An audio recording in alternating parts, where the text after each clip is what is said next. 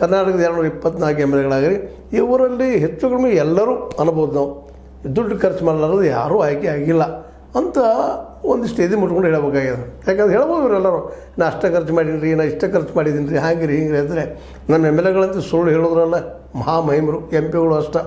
ಹೀಗಾಗಿ ರಾಜಕಾರಣಪ್ಪ ಸುಳ್ಳು ಹೇಳುವಂಥ ನಾವು ನೋಡ್ತಾ ಇದ್ದೀವಿ. ಕೋಟ್ಯಾಧೀಶರು ಆಗಿಬಿಡ್ತಾರೆ, ಬರೋ ಮುಂದೆ ಲಕ್ಷಾಧೀಶರು ಇರ್ತಾರೆ, MLA ಆಗಾದ ನಂತರ MP ಆದ ನಂತರ ಕೋಟ್ಯಾಧೀಶರು ಆಗ್ತಾರೆ. ಹೆಂಗೆ ಆಗ್ತಾರೆ? ಅಂಥ ಜಾದು ಏನದ ಅದರಲ್ಲೇ ಅನ್ನೋದು ಬಿಡಿಸಿ ಹೇಳಬೇಕಾಗಿಲ್ಲ. It is open secret. ಇದನ್ನು ಅವ್ರ ಮೇಲೆ ಆರೋಪ ಮಾಡ್ತಾಯಿಲ್ಲ, ಫ್ಯಾಕ್ಟ್ರಿಗಳ ಬಗ್ಗೆ ಮೇಲೆ ನಾವು ಮಾತಾಡ್ತಾ ಇದ್ವಿ. ಯಾವುದೇ ಇರಲಿ, ಈ ಪರಿಸ್ಥಿತಿಗೆ ಯೋಗ್ಯರು ಬರಲಿ, ಯೋಗ್ಯರ ಮಾರ್ಗದರ್ಶನ ನಮ್ಗೆ ಸಿಗಲಿ, ತಜ್ಞರು ಚಿಂತಕರು ಇಲ್ಲಿ ಬರಬೇಕು ಅನ್ನೋದು ಒಂದೇ ಉದ್ದೇಶ. ಆ ದೃಷ್ಟಿ ಇಟ್ಕೊಂಡು ಈಗ ಒಂದು 4 ಸೀಟ್ಗಳು ಖಾಲಿಯಾಗಿದ್ದು ಈ ವಿಧಾನ ಪರಿಷತ್ತದ ನಾಮನಿರ್ದೇಶನ ಸರ್ಕಾರ ನಿರ್ದೇಶನ ಮಾಡುವಂಥದ್ದು.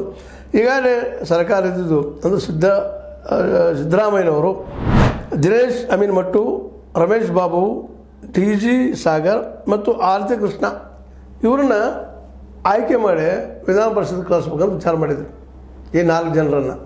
ಆದರೆ ಈ 4 ಜನ ನಮ್ಮ ಸಿದ್ದರಾಮಯ್ಯ ವಿರೋಧಿ ಬಣನೂ ಇಲ್ಲ. DK ಶಿವರಾಗಿರ್ಬೋದು, ಮತ್ತೊಂದಾಗಿರ್ಬೋದು, ಅವರು ಇದನ್ನು ಒಪ್ಪಿಗೆ ಕೊಟ್ಟಿಲ್ಲ ಈ 4 ಜನರನ್ನು. ದಿನೇಶ್ ಮಟ್ಟವ್ರ ಬಗ್ಗೆ ಮೋಸ್ಟ್ಲಿ ಯಾರು ವಿರೋಧ ಇರಲಿಕ್ಕೆಲ್ಲ, ಉಳಿದವ್ರ ಬಗ್ಗೆ ಒಂದಿಷ್ಟು ನಮ್ಮ ಜನ ಬರಲಿ, ನಮ್ಮ ಮಾತನಾಡಿ ಅಂಥದ್ದಾಗಲಿ ಅನ್ನೋದು ಇರಬೇಕು.